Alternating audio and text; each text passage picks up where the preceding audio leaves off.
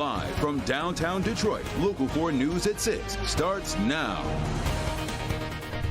A car crash turns violent after one of the drivers involved opened fire on a man who was offering him help. That man running for his life into a gas station. The whole incident caught on camera. Stop it! Please stop it! Tonight we hear his story.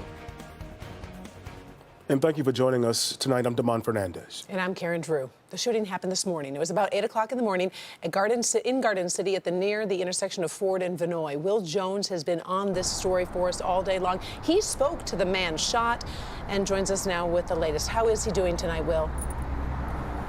He's doing well, Karen and Damon. Antoine Williams owns a sauce and seasoning company in Livonia. He was on his way to work when he stopped at this gas station. He saw a crash and tried to help, and that's when he was shot.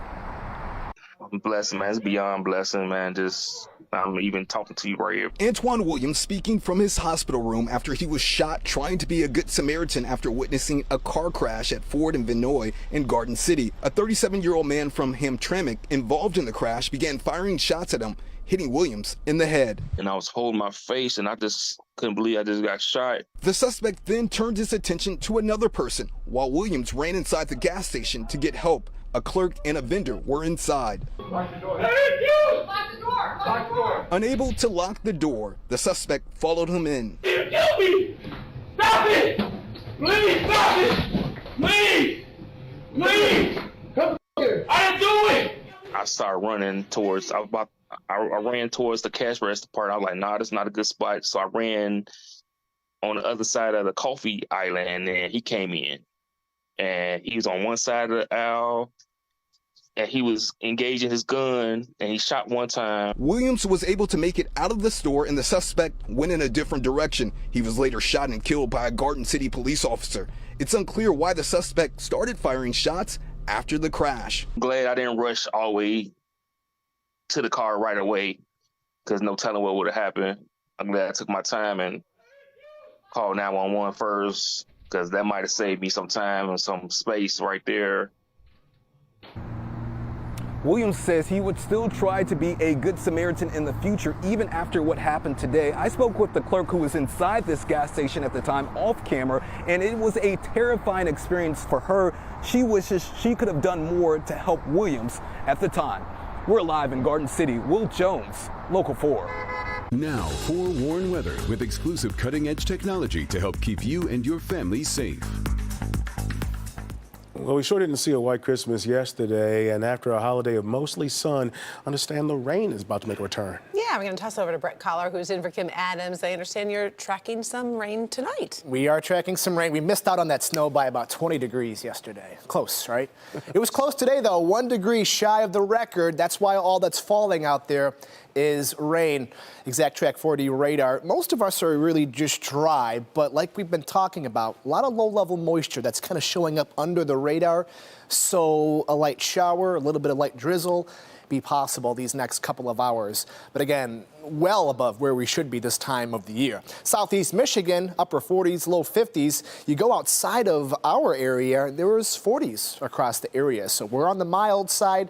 Things, though, do change over the next couple of days. As for this evening, we're dropping into the upper 40s with more rain moving in from the south. So if you have plans to be out this evening, tonight, or even tomorrow morning, you'll want to keep the umbrellas with you. Going forward, rain chances continue both Thursday and Friday, but to end the year, there could be some snow. Talk about that in just a bit. Thank you, Brett. The Detroit Pistons are on the verge of being on the wrong side of history. If Pistons do not win tonight against the Nets, it would mark 27 straight losses, giving them the longest single-season losing streak in NBA history. Yeah, not a good thing. But fans are piling into the LCA to hopefully and finally see a win after nearly 2 months. The team hasn't won a game since beating Chicago in their home opener all the way back on October 28th. Now, we spoke with some fans today, and they say they're just hoping the Pistons can find a way to win. Don't like that at all. I don't want to be a part of that. I was a part of the 0-16 Lions, and I didn't like that either. You know, as a loyal Detroit fan, I think like we're kind of used to it. Like it sucks, but we're always going to support them no matter what, just because that's how Detroit people are. So it'll be unfortunate, but there's always next year, and I'm still going to love them no matter what. Love her spirit, right? Well, tip-off is just under an hour away, but you can still get a ticket. They're cheap, by the way. Some are as low as $33 selling right now. Well, Habari Ghani, that means what's the news? And with that, the Quanza festivities kicked off this afternoon in downtown Detroit. Now, the celebration included the lighting of a 30-foot-tall kinara. Victor Williams is live at the event that's taking over downtown right now. Hey, Victor. Oh, yeah, Umoja, Damon, and Karen. This was a great event. It's very special. This is actually the world's tallest Quanza kinara that you can see, and they have lit up the middle candle, and that's for unity. A special event that's becoming an awesome tradition right here in Detroit.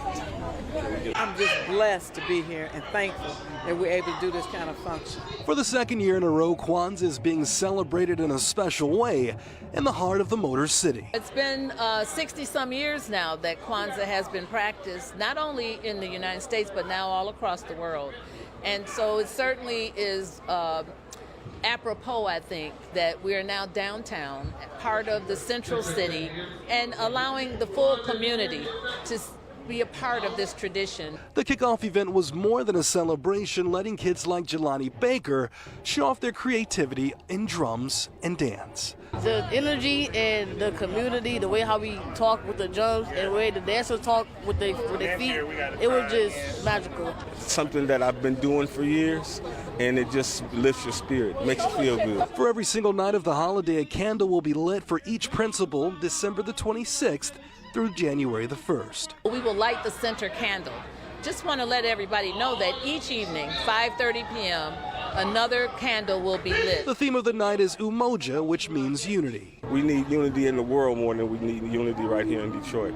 There's things happening around the world that shouldn't be happening. People dying in places they shouldn't be dying. One of the best parts of the holiday is the inclusion. After all, everyone is welcome to embrace the principles of Quanza, which include unity, self-determination, collective work and responsibility, cooperative economics, purpose, creativity, and faith. We invite folks to come on down and take some selfies and really enjoy learning about this tradition, which has really taken hold in the community. And once again, every single night up until January the 1st, this will be going on. They're going to make sure that all of the candles on the kinara are lit up, and what a wonderful event this is going to be, especially as the tradition continues. Victor Williams, Local 4. All right, Victor. Well, the Michigan Department of State says it'll be hosting a random selection on January 3rd to determine who will fill 3 vacant seats on the state's redistricting commission. Now, this comes after 1 Republican and 1 Democrat resigned from the 13-member panel today. Another Democrat resigned last week. Officials say the new commissioners will be randomly selected from the remaining pool of semifinalist applicants who align with the same party and the departing commissioner. Well, the Powerball was not in the spirit of giving this Christmas. There was no jackpot winner in the lottery games drawing last night. So you can still get yourself a Powerball ticket as a Christmas present for tomorrow night's drawing. The jackpot prize has now grown to an estimated $685 million. The cash value around $344 million. We will have the lucky numbers for you here on Local 4 News at 11 tomorrow night. A local law firm is giving people one less excuse to drive drunk this New Year's Eve. Mike Morse is bringing back his Ride Free campaign for a second year. Starting today, the law firm is releasing $1,020 Uber vouchers online. These vouchers can be used for rides between 5 p.m. Sunday and 5 a.m. Monday. Now, you can get the vouchers at the law firm's website. We put a link to it on clickondetroit.com. All you have to do is search the word Morse.